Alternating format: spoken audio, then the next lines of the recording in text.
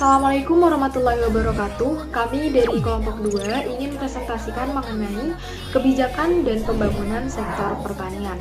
Sebelumnya, perkenalkan saya Syaka Meliandani selaku moderator dan akan membantu jalannya presentasi. Sebelum masuk ke materi, izinkan saya mengenalkan anggota dari kelompok 2. Yang pertama ada Nur Aini Islamiyah NIM 02, yang kedua ada Tamim Amalana NIM 07, yang ketiga ada Yuslinda Oktavia Rosa NIM 019, yang keempat ada Halimatus Sa'diyah NIM 033, yang kelima ada Nur Anggraini NIM 034, yang keenam ada Alfi Rohmah Saadah NIM 037, yang ketujuh ada saya sendiri Aisyah Kamelia Andani NIM 043, yang kedelapan ada Fitriatus Soliha NIM 047, dan yang sembilan ada Siti Nurrohmah NIM 049. Selanjutnya masuk ke materi mengenai paradigma pembangunan pertanian yang akan dijelaskan oleh rekan saya. Dipersilahkan. Saya Nur Anggraini NIM 34 akan menjelaskan tentang paradigma pembangunan pertanian. Pembangunan nasional merupakan rangkaian upaya pembangunan yang berkesinambungan meliputi seluruh aspek kehidupan masyarakat, bangsa, dan negara untuk melaksanakan tugas mewujudkan tujuan nasional. Untuk meningkatkan produktivitas dan nilai tambah ekonomi, perlu paradigma baru yang dikaitkan dengan pemanfaatan informasi melalui komunikasi pembangunan pertanian berbasis koperasi yang profesional berdasarkan prinsip-prinsip perkoperasian. Paradigma pembangunan pertanian akan selalu menjadi sebuah khayalan dari suatu paradigma semata, manakala pemerintah belum mampu merubah pola dan bangunan dari kebijakan pertanian yang lebih konsisten dan terpola dengan tetap melihat sektor pertanian sama dengan sektor lainnya dalam meningkatkan kesejahteraan masyarakat. Untuk mewujudkan visi pembangunan pertanian, sektor modern, tangguh, dan efisien harus melandasi yang pertama, memanfaatkan sumber daya pertanian secara optimal. Yang kedua, menetapkan diversifikasi secara komprehensif. Dan yang ketiga, menerapkan rekayasa teknologi maju dan spesifik lokasi. Keempat, meningkatkan efisiensi sistem agrobisnis. Dibutuhkan kebijakan dan keberpihakan pemerintah atas sektor pertanian yang pada dasarnya menjadi penyumbang devisa terbesar dalam pembangunan dan sekaligus merupakan mata pencaharian yang masih dominan dilakukan masyarakat dalam mengatasi krisis global. Karena apa yang sering muncul dari permasalahan pertanian tidak terlepas bagaimana pemerintah menghampiri sektor pertanian dan petani sendiri sebagai pelaku pembangunan. Selanjutnya yaitu pengertian kebijakan pembangunan pertanian. Kebijakan pembangunan pertanian merupakan salah satu kebijakan pembangunan nasional yang sangat penting dan besar pengaruhnya dalam pembentukan ketahanan nasional. Hal ini disebabkan karena ketahanan pangan dan gizi merupakan salah satu komponen dalam ketahanan ekonomi. Tanpa ketahanan pangan yang memadai, mustahil dapat menjawab perubahan yang mendasar yang akan terjadi di masa mendatang, pada saat sekarang dan masa datang. Sektor pertanian masih memegang peranan penting dalam pembangunan perekonomian nasional. Selanjutnya akan dijelaskan oleh rekan saya. Tujuan kebijakan pertanian.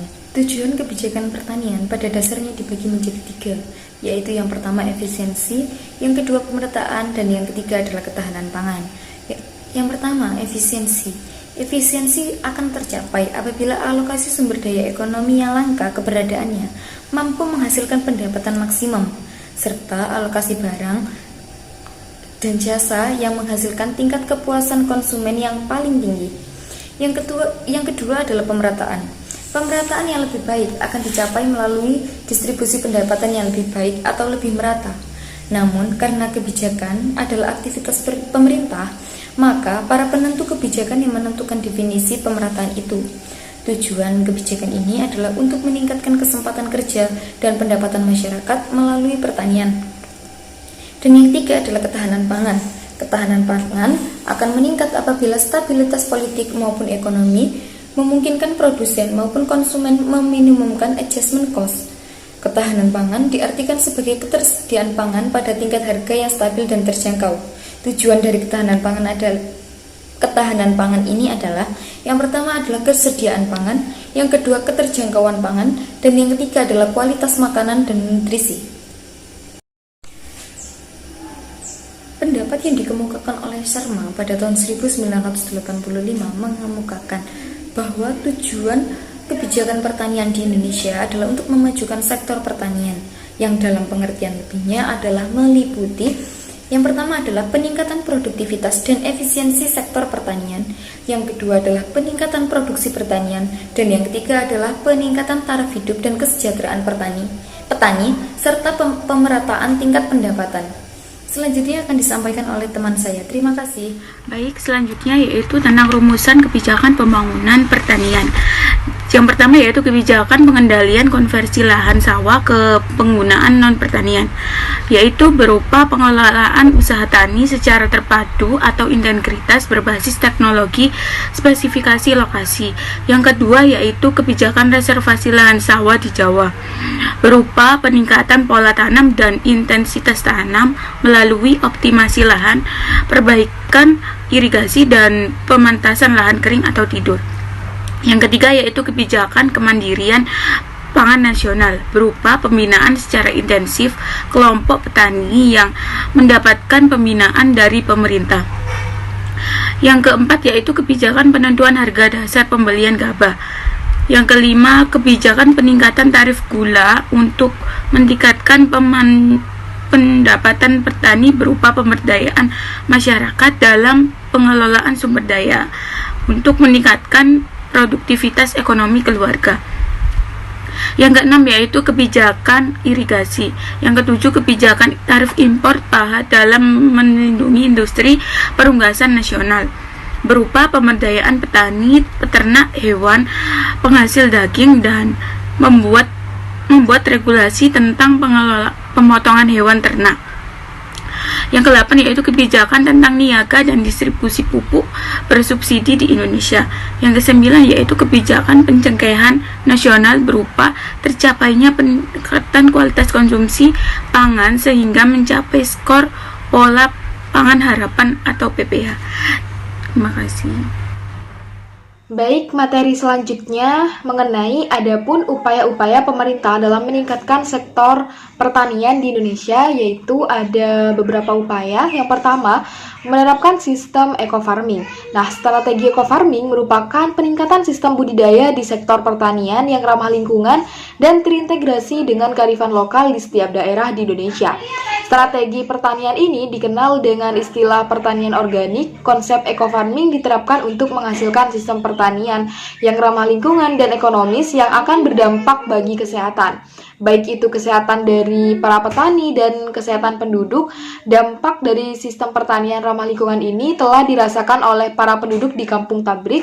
Area lebih bersih, bahan pangan yang mereka konsumsi sehari-hari pun terbebas dari bahan kimia, dan juga berdampak bagi konsumen yang membelinya. Yang kedua, distribusi pupuk secara merata. Pupuk merupakan salah satu unsur pertanian yang sangat dibutuhkan oleh petani. Tanpa adanya pupuk, tanaman pertanian tidak akan berkembang optimal. Ketersediaan pupuk di daerah pertanian perlu dijaga. Untuk menjaga ketersediaan dan kestabilan harga pupuk, pendistribusian pupuk harus dilakukan secara merata. Para petani diminta untuk menjumlah kebutuhan pupuk per 180 hektar selama 1 tahun. Dengan cara ini, pemerintah dapat mengetahui kebutuhan pupuk selama 1 tahun sehingga dapat menyetok persediaan pupuk sesuai dengan kebutuhan pupuk. Yang ketiga, perbaikan irigasi air. Nah, merupakan salah satu komponen utama bagi sektor pertanian.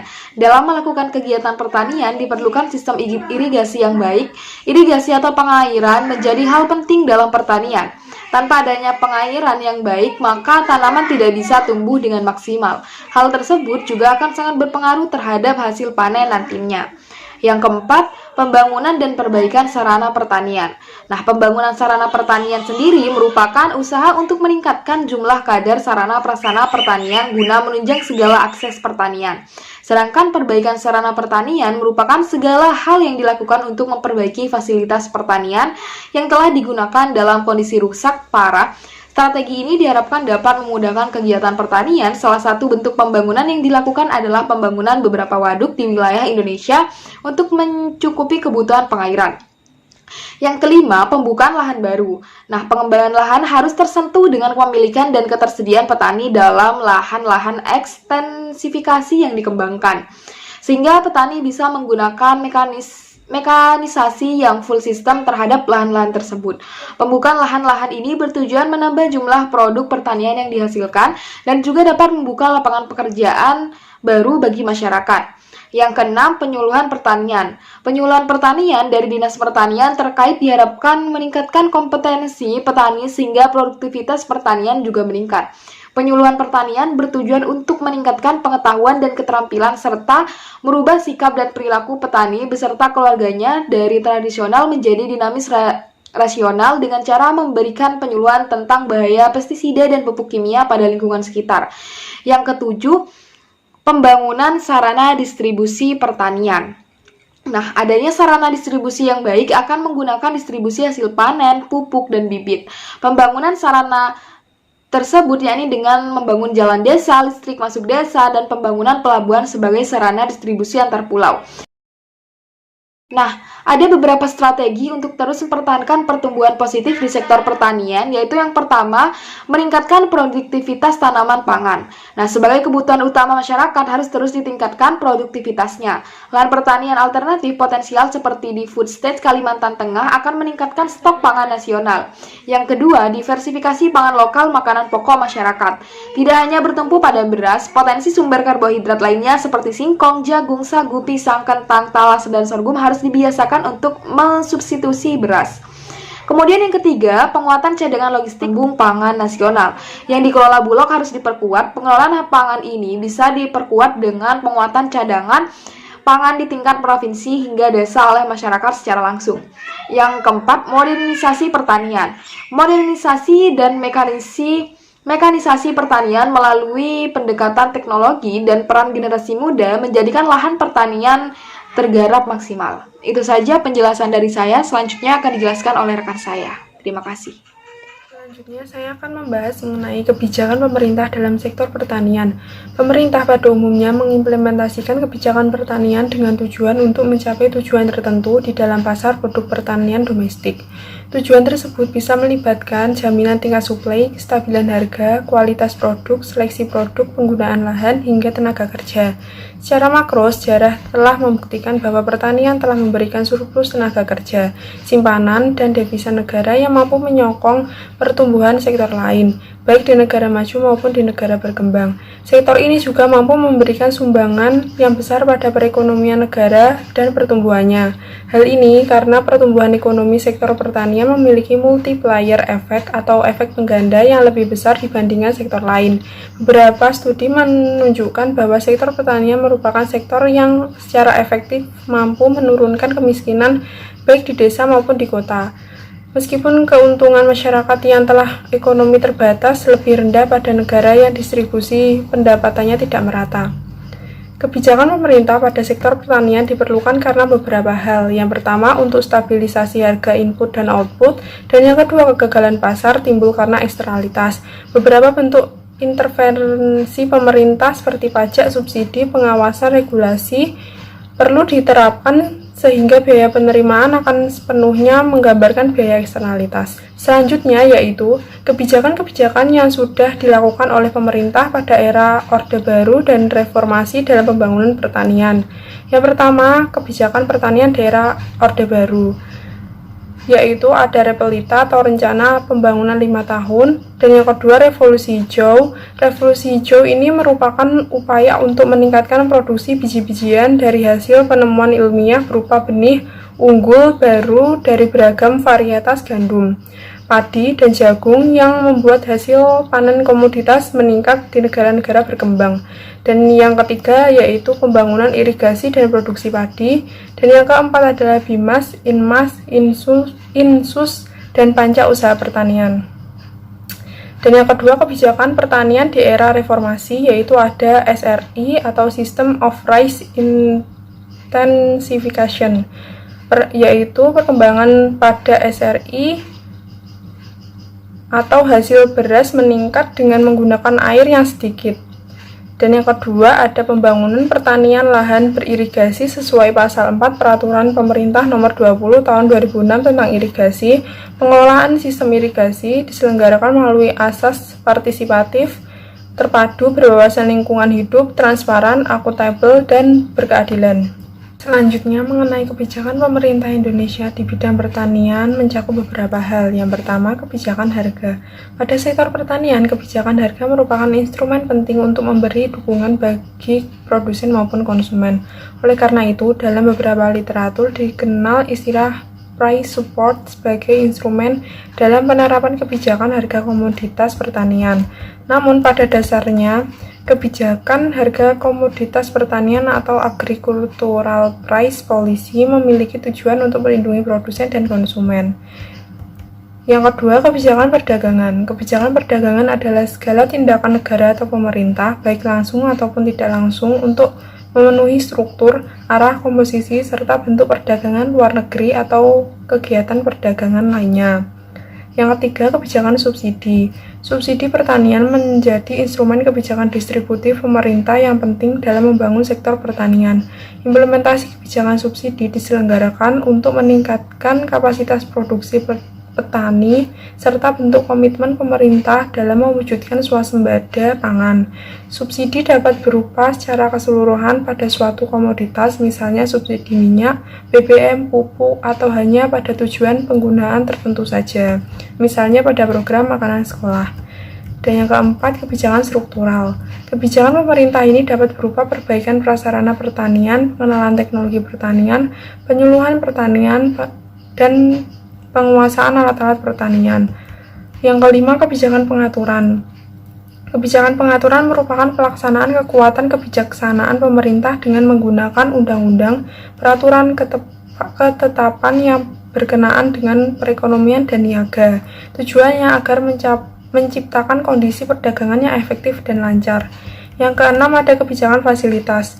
Kebijakan ini dapat berupa fasilitas pertanian berupa alat-alat untuk keperluan pertanian, contohnya seperti investasi dan kredit, perdagangan, fasilitas penyimpanan, layanan informasi dan berita pasar, penelitian, tata niaga, pendidikan, dan penyuluhan tata niaga.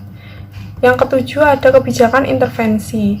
Dalam kebijakan intervensi, pemerintah ikut secara langsung dalam masalah-masalah pemasaran barang-barang yang dianggap penting bagi kesejahteraan penduduknya. Yang kedelapan, ada kebijakan pemasaran. Aktivitas pemasaran merupakan hal yang paling penting dalam sistem agribisnis, mulai dari penyediaan sarana produksi pertanian atau subsistem input, usaha tani atau on-farm, pemasaran dan pengolahan hasil pertanian, serta subsistem penunjang atau penelitian, penyuluhan, pembiayaan atau kredit, intelijen pemasaran atau informasi pemasaran, kebijakan pemasaran.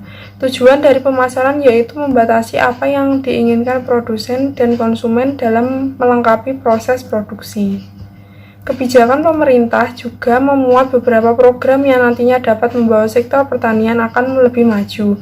Program-program tersebut diantaranya yaitu ada program peningkatan kesejahteraan petani, yaitu dengan tidak adanya monopoli dan manipulasi pemerintah.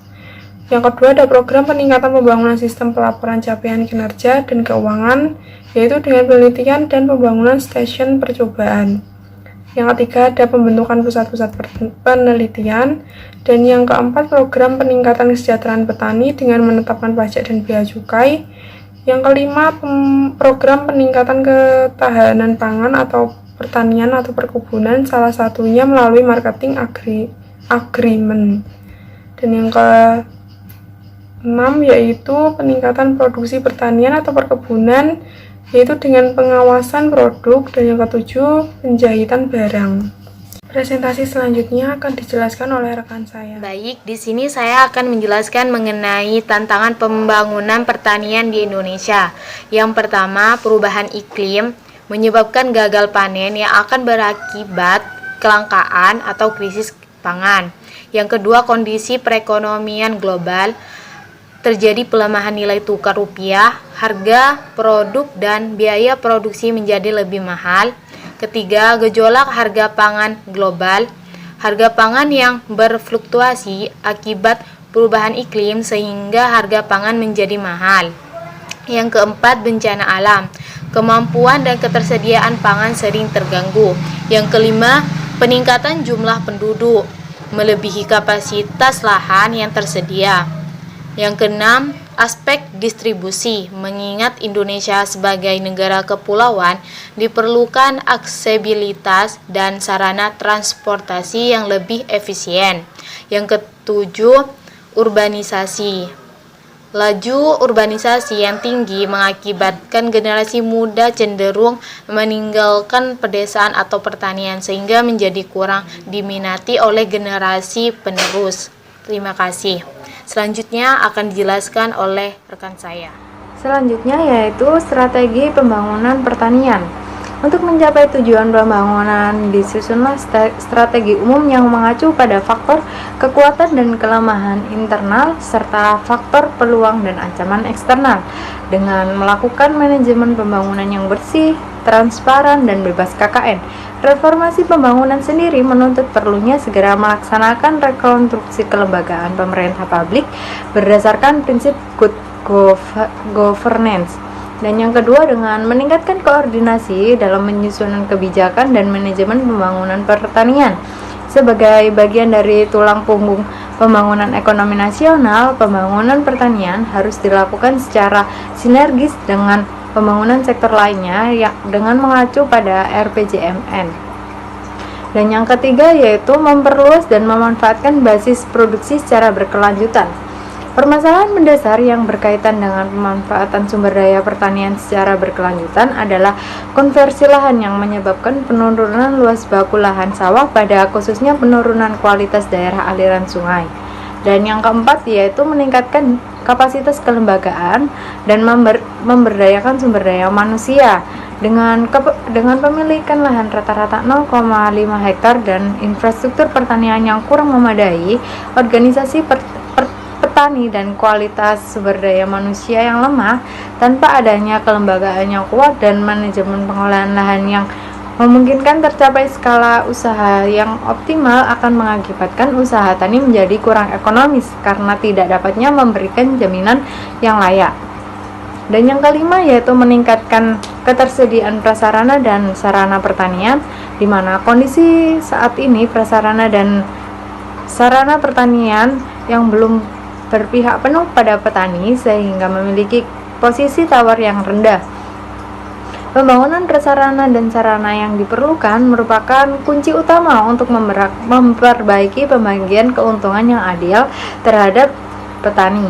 Dan yang keenam yaitu meningkatkan inovasi dan diseminasi teknologi tepat guna.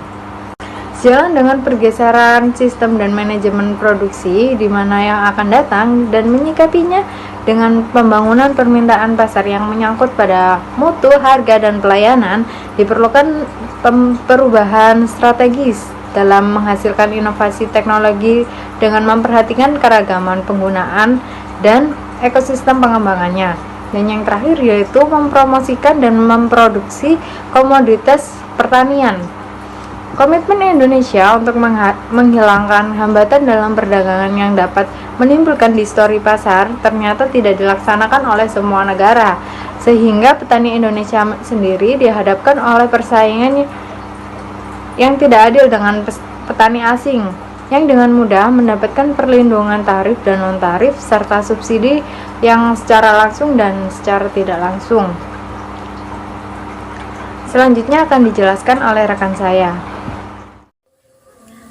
Baik, saya akan membacakan studi kasus dengan judul Pertanian Berkelanjutan di Pedesaan Berbasis Citra Drone, studi kasus Desa Sukadamai, Kabupaten Bogor. Perencanaan pembangunan yang dilakukan pemerintah desa harus dapat menyelesaikan kompleksitas permasalahan yang ada. Perencanaan yang tepat setidaknya dapat mengurangi masalah baru yang dapat ditimbulkan oleh pembangunan yang dilakukan.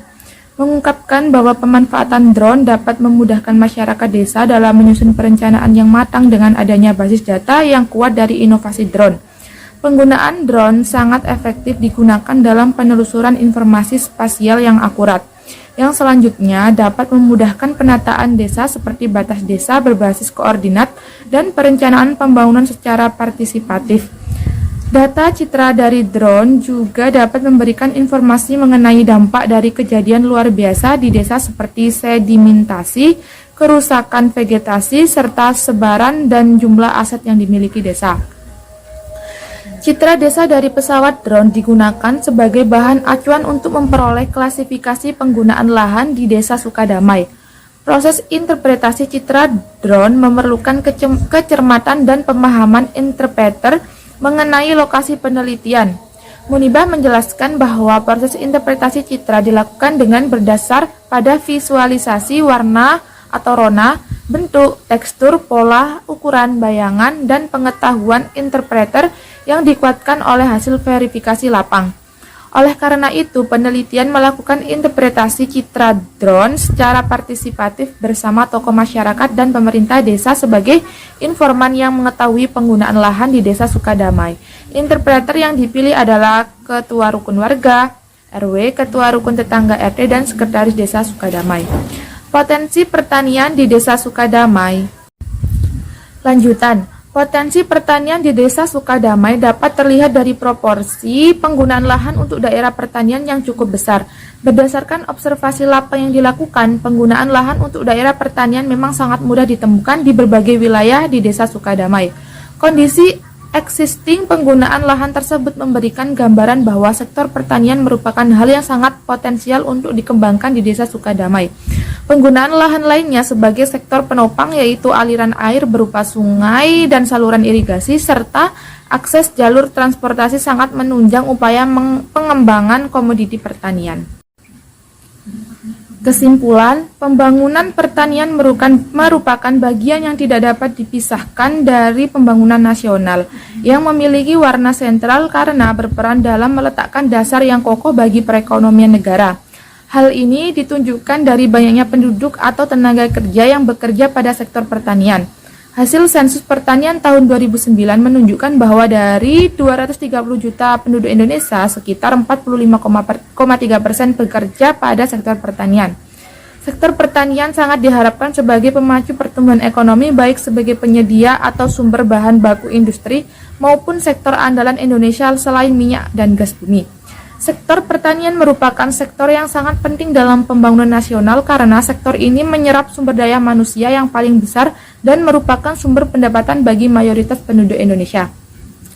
Oleh karena itu, pemerintah melalui program pembangunan nasional akan melakukan pengembangan agribisnis yang bertujuan untuk menghasilkan produk pertanian termasuk perkebunan dan kehutanan yang mampu bersaing serta meningkatkan nilai tambah bagi masyarakat pertanian, khususnya bagi petani untuk meningkatkan pertumbuhan ekonomi nasional. Baik, demikian presentasi dari kelompok 2. Kurang lebihnya mohon maaf. Wassalamualaikum warahmatullahi wabarakatuh.